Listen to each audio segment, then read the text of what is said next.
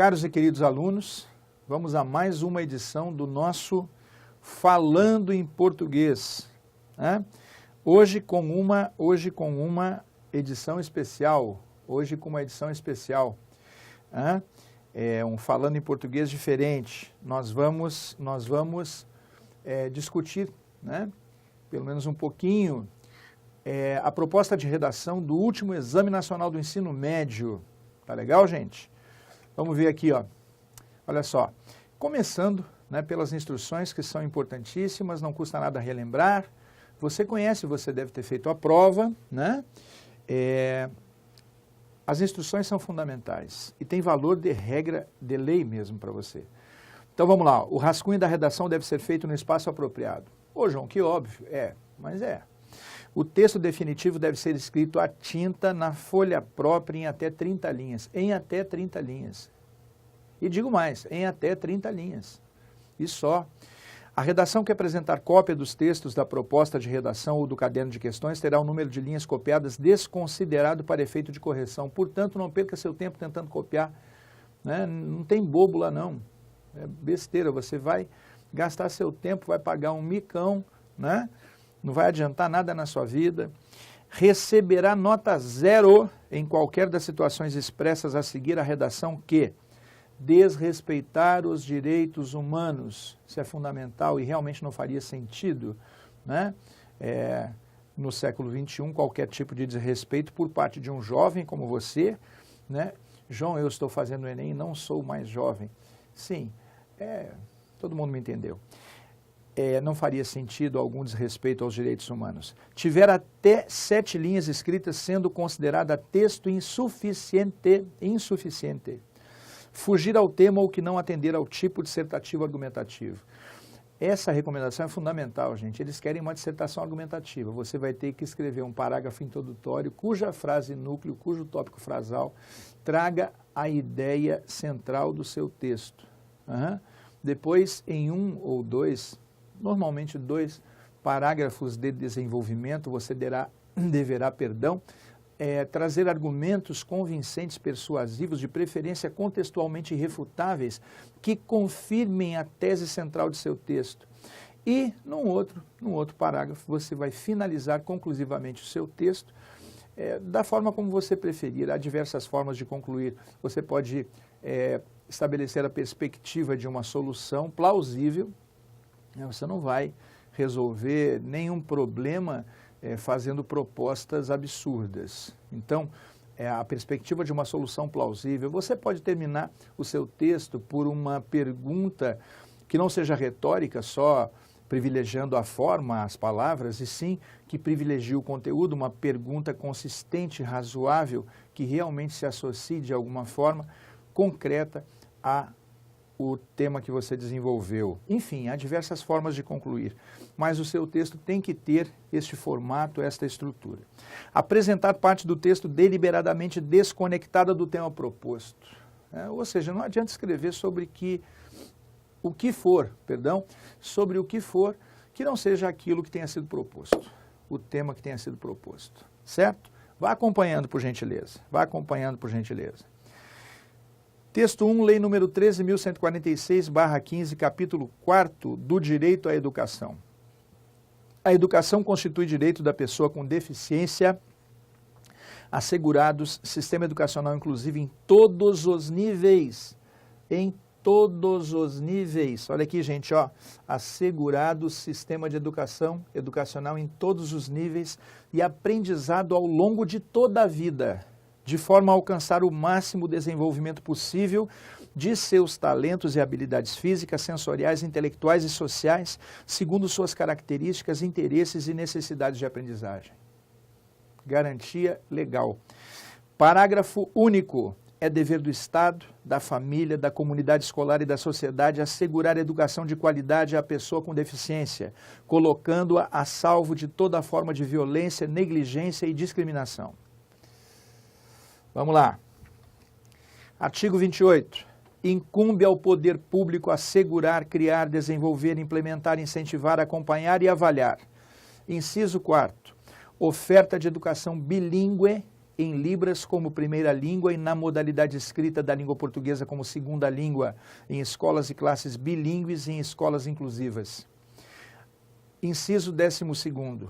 Oferta de ensino de Libras do sistema Braille e de uso de recursos de tecnologia assistiva, de forma a ampliar habilidades funcionais dos estudantes, promovendo sua autonomia e participação. Ou seja, a lei garante o ensino e o acompanhamento educacional de pessoas com deficiência. Todo mundo sabe disso. Vamos lá. Temos agora um gráfico. Como costuma acontecer em provas do Enem, temos agora um gráfico que nos mostra aí, matrículas, o número de matrículas de surdos na educação básica e na educação especial. Em classes comuns, você tem lá a legenda embaixo, alunos incluídos, e em classes especiais, escolas exclusivas. Total em milhar. Total em milhar. Então você vê aí de 2011 para 2016, olha lá, 25 mil em 2011, sobe um pouquinho em 2012 e depois há um decréscimo absoluto. Em classes especiais e escolas exclusivas, o pretinho é da classe comum, tá, gente? Para alunos incluídos no sistema, digamos, convencional, de ensino. Aí, o branquinho agora, classes especiais e escolas exclusivas, 2011 para 2016, absoluto decréscimo. É só o que precisamos desse gráfico. Decréscimo do número de matrículas. As coisas não vão bem, certo? E é claro que você vai usar esse dado, essa informação, nos parágrafos de desenvolvimento argumentativo do seu texto. Claro que sim, é uma informação fundamental. Você tem que usar as informações. Dos primeiros textos, há uma garantia legal para o ensino e o acompanhamento da educação de pessoas com deficiência. O segundo texto é um texto visual, é um gráfico. João, um gráfico é um texto? Um gráfico é um texto, sim, gente. E essa informação fundamental de que houve um decréscimo absoluto do número de matrículas, seja em classes especiais, seja em classes comuns, você tem que usar nos seus argumentos, na parte argumentativa do seu texto, no desenvolvimento argumentativo do seu texto, dissertativo argumentativo. Tá certo? Vamos lá. Agora um texto que mistura linguagem verbal com linguagem visual, Um texto que mistura linguagens. Sou surdo e pós-graduado em marketing. E na sua empresa tem espaço para mim? Agora vem um subtexto aí, Trabalho não tolera preconceito. Valorize as diferenças. Meus amigos, eu estou aqui para isso, para lembrá-los de que vocês têm que usar essas informações na parte argumentativa do texto, especialmente na parte argumentativa. Certo? Depois você vai ver o tema lá. Você tem que usar essa informação de que trabalho não tolera preconceito, embora saibamos que não seja assim que aconteça na prática, certo? Mas você tem que usar essa informação fundamental no seu texto. Vamos lá, gente, vamos lá, que isso é bacana. Um outro texto de apoio, que faz uma espécie de histórico dessa situação para todos nós. No Brasil, os surdos só começaram a ter acesso à educação durante o Império, no governo de Dom Pedro II, que criou a primeira escola de educação de meninos surdos em 26 de setembro de 1857, na antiga capital do país, o Rio de Janeiro. Hoje, no lugar da escola, funciona o Instituto Nacional de Educação de Surdos, INES. Por isso, a data foi escolhida como Dia do Surdo. Eu não sabia disso, fiquei sabendo. Saber não machuca ninguém. Contudo é uma conjunção oponente, ele vai dizer uma coisa diferente agora. Foi somente em 2002, por meio da sanção da Lei número 10.436, que a língua brasileira de sinais, Libras, foi reconhecida como meio legal de comunicação e expressão no país. São consideradas pessoas com deficiência auditiva aquelas com perda bilateral, parcial ou total, de 41 decibéis, Aí tem a sigla ou mais. A legislação determinou também que deve ser garantido por parte do poder público em geral e empresas concessionárias de serviços públicos formas institucionalizadas de apoiar o uso e difusão de Libras como meio de comunicação objetiva. Agora a proposta de redação. Cá para nós, gente, eles nos encheram de boas informações a respeito. Ninguém pode dizer que não sabia absolutamente nada sobre a proposta, não é? Ninguém pode dizer que não tivesse informação, que não soubesse absolutamente nada sobre o que se propôs para a produção do texto escrito em forma dissertativa ou argumentativa, né? Porque os textos de apoio nos recheiam, usando linguagem metafórica figurada, nos recheiam, nos enchem, nos planificam de informações razoabilíssimas, importantíssimas do ponto de vista legal, do ponto de vista quantitativo. Nós temos lá o texto, o gráfico é um texto. Depois nós temos uma abordagem da questão da inclusão do deficiente auditivo no mercado de trabalho por meio do texto visual, né, do pós-graduado em marketing. E por último nós temos informações históricas a respeito de como no nosso país, né, comportaram-se as instituições a respeito desse problema, dessa realidade, vamos chamar assim, social. Agora a nossa proposta de redação, a partir da leitura dos textos motivadores, isso é fundamental, gente, isso é fundamental. E com base nos conhecimentos construídos ao longo de sua formação, quer dizer, você também pode usar o que você conhece a respeito. Você pode ter experiências pessoais, você pode ter conhecimentos próprios a respeito do assunto, você pode até vivenciar o problema de perto na sua família, ou pela convivência com colegas, ou você próprio pode, né, ser o portador da deficiência.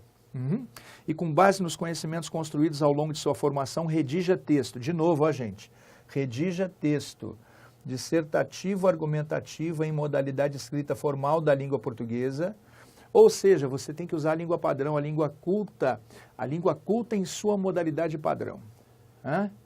É o famoso português correto, tá? Que tem um certo nível de formalidade, e que é uma modalidade da língua que não é tão espontânea quanto a língua falada, que carece de um certo respeito às normas gramaticais fundamentais de concordância verbal, nominal, regência verbal, nominal, colocação das palavras em geral, colocação dos pronomes oblíquos átonos, pontuação e assim por diante, certo? Fundamental, né, também reafirmar aos senhores que é fundamental que haja clareza no seu texto, clareza, concisão, coesão, senão não é um texto. Texto significa tecido, eu só posso chamar de texto, gente, um tecido bem tramado formalmente, em que as preposições façam seu papel de conectivos vocabulares, em que as conjunções façam seu papel de conjuntar orações, façam bem o seu papel de conectivos oracionais, em que os pronomes referenciem outras palavras ou anunciem a vinda de outras expressões, em que a pontuação beneficie a clarificação da mensagem. Enfim, o texto tem que ser formalmente bem articulado, coeso. E o seu texto também deve ser coerente, ou seja, deve ser inteligível do ponto de vista lógico. Coerência, gente, é inteligibilidade lógica. A coerência é a articulação do sentido, a articulação semântica, é a construção articulada dos sentidos, dos significados que o seu texto irá produzir no plano do conteúdo. Todo mundo sabe disso. João, por isso que é difícil, porque tem que juntar tudo isso num texto só. Não é tão difícil assim. Você é usuário da sua língua, não é? Tudo depende de um certo treino anterior. Tá legal? Vamos lá, gente. E em modalidade, vamos ver, redija texto dissertativo argumentativo em modalidade escrita formal da língua portuguesa sobre o tema Desafios para a Formação Educacional de Surdos no Brasil. Na própria proposta ele já chama de desafios. Você tem que usar isso também no seu texto. São desafios a vencer. Não são coisas fáceis de de estabelecer, implantar, estruturar, planejar, planificar, são desafios, são desafios. A própria palavra desafios, uma dica minha para vocês, João, mas agora já passou o exame. Sim, mas estamos aqui para comentar. Uma boa forma de finalizar, já que ele usou a expressão desafios, seria terminar por meio de uma perspectiva de solução plausível, concreta, que não coloque a solução dos problemas em outro planeta, nem daqui 2 séculos. Tudo bem, gente? Seria uma boa forma de finalizar o texto, pois ele já nos fala em desafios. Ora, para desafios deve haver soluções, certo? Isso está implícito na palavra desafios. Então, seria uma boa forma de terminar o texto, aquela que eu já havia mencionado antes, de haver a proposição de uma perspectiva de solução para o problema. Perspectiva plausível, razoável, né? Concreta, baseada na concretude do problema e não em abstrações, elucubrações que não levam a nada, certo? Apresentando proposta de intervenção que respeite os direitos humanos. Reparem que eles insistem nisso e estão plenamente corretos. Selecione, organize e relacione de forma coerente e coesa, acabei de falar do que se trata, argumentos e fatos para a defesa de seu ponto de vista. E é no desenvolvimento argumentativo do seu texto, nos 2 parágrafos do meio, né, do miolo, do recheio, que você vai colocar esses fatos e argumentos que defenderão o seu ponto de vista, para os quais os textos de apoio são fundamentais, conforme já vimos. Certo, gente? Espero que vocês tenham feito um ótimo exame, espero que vocês tenham feito um excelente, maravilhoso exame e desejo sucesso a todos. Acompanhem-nos, né? Acompanhem-nos sempre. Conte conosco aqui do NEAF, Núcleo de Estudos Alessandro Ferraz. Estamos juntos. Prazer em conhecê-los, professor João Marcos de Camille Gil. Um grande abraço.